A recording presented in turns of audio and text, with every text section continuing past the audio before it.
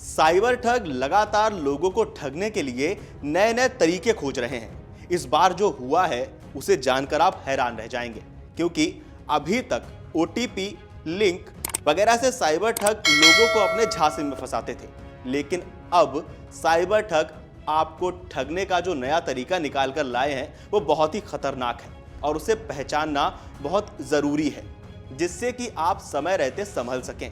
अच्छा, क्या आपने कभी सोचा है कि आपके फोन पर कोई फोटो भेजकर आपके बैंक अकाउंट से रुपए उड़ा सकता है? हो गए ना हैरान? दरअसल मध्य प्रदेश के जबलपुर शहर के शिवनगर में एक स्टेशनरी व्यापारी प्रदीप कुमार से ऑनलाइन ठगी का अनूठा मामला सामने आया है। प्रदीप के मोबाइल पर 28 मार्च की सुबह 8 बजे एक अननोन नंबर से कॉल आता है। फोन करने वाला कहता है कि व्हाट्सएप पर एक फोटो भेजा है, उसे डाउनलोड करके देखिए और बताइए कि क्या आप उसे पहचानते हैं। प्रदीप ने फोटो डाउनलोड किया तो एक वृद्ध व्यक्ति का फोटो था।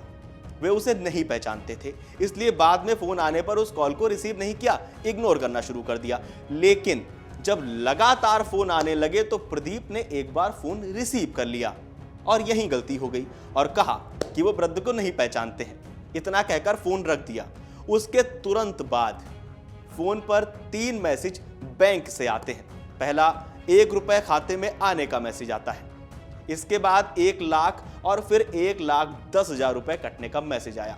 ऑनलाइन ठगी के शिकार हुए व्यापारी का कैनरा बैंक में अकाउंट है और वे नेट बैंकिंग का उपयोग नहीं करते हैं। ठग ने मोबाइल हैक करके उनके बैंक से नेट बैंकिंग कर ली और ठगे हुए रुपए हैदराबाद के एक बैंक अकाउंट में ट्रांसफर कर दिए और वहां एटीएम से रुपए निकाल भी लिए गए।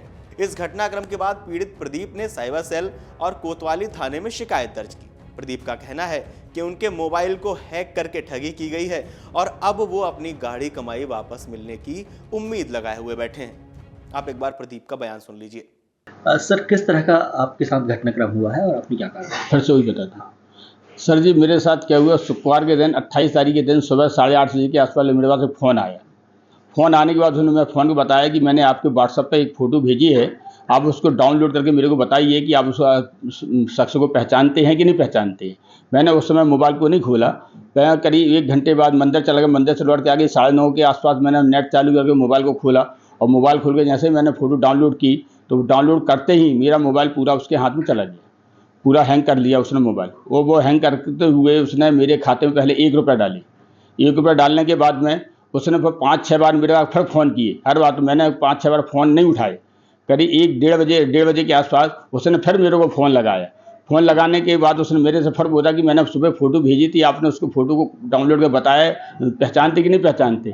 मैंने गुस्से में आकर थोड़ा सा बोल दिया, मैं क्यों मेरे को परेशान करते हो। मैंने बोल दिया कि मैं नहीं पहचानता उसे। इतनी बात कहने के बाद तुरंत मेरे खाते से एक बार में 1 लाख रुपया और दूसरी बार में 1,01,000 रुपया तुरंत यहाँ हमारे खाते से निकल गए।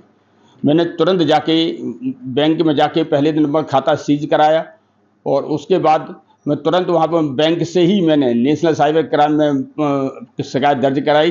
फिर उसके बाद मैं एसपी थाने गया, एसपी ऑफिस गया। एसपी ऑफिस ने लिखित में वहाँ पे कंप्लेंट दर्ज कराई। फिर उसके बाद थाना कोतवाली गया, वहाँ पे भी कंप्लेंट दर्ज कराई और उसके बाद बैंक गया, बैंक में कंप्लेंट दर्ज कराई। इस तरीके से पूरा पैसा जो है कहाँ जगह है कुछ? अच्छा, हाँ, वो एसपी ऑफिस में गए थे तो उसने जो बताया है कि आपकी जो मोबाइल की लोकेशन है वो जमतरा, बिहार जमतरा की बताई जा रही है और पैसा जो आपके यहाँ से गया हुआ वो कैनरा बैंक में गया हुआ है और एक अदर बैंक में गया हुआ, वो हैदराबाद गया हुआ है पैसा, उनके बताए अनुसार। इस तरीके से। ठीक, आपका नाम बता दीजिए। प्रदीप कुमार जैन।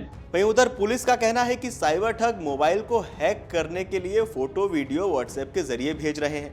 प्रदीप के मामले में लगातार जांच पड़ताल की जा रही है। पुलिस ने अपील की है कि अननोन नंबर से आने वाले मैसेज को इग्नोर ही करना चाहिए। आप एक बार पुलिस का भी बयान सुन लीजिए।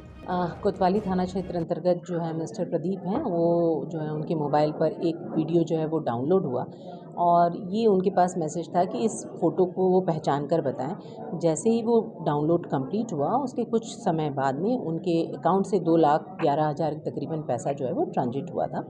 इस घटना के बाद तत्काल जो है वो साइबर के पास आए थे और साइबर सेल जो हमारी जबलपुर की है उसने तत्परता से उस पूरे प्रकरण को देखकर ये समझा था कि जो फ़ोटो डाउनलोड हुआ था एक्चुअली वो स्टगनिंग और फिशिंग दोनों के बीच का एक स्टेज है जिसमें जो क्रूप लोग होते हैं वो थ्रू फोटोग्राफ्स के ज़रिए पीछे वो इस तरह के अपने जो बग्स और चिप्स रखते हैं कि आपका जो मोबाइल होता है उसमें जितना भी आपकी इन्फॉर्मेशन होती है, जो मैसेज आते हैं, जो OTPs आते हैं, वो अपने आप उनको फॉरवर्ड हो जाते हैं। और इसी कारण जैसे ही उन्होंने वो फ़ोटो डाउनलोड किया, उनके सारे OTP नंबर्स और मैसेजेस जो हैं वो कंसर्निंग हैकर्स के पास चले गए थे और इसी कारण उसने उनके अकाउंट से 2 लाख रुपए तकरीबन जो है वो विड्रॉल किए हैं।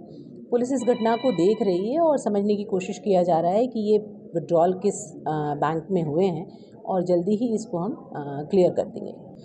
देखिए, मैं हमेशा से ये कहने की कोशिश करती रही हूँ कि हमारे यहाँ जो हमारे DGP महोदय हैं उन्होंने हमेशा कहा है कि साइबर अवेयरनेस बहुत ज़रूरी है, क्योंकि जब आने वाला समय है वो हम सब ई-बैंकिंग पर हैं बेसिकली, और हमारी सोशल लाइफ भी सोशल मीडिया इंस्टा पर चलने लगी है।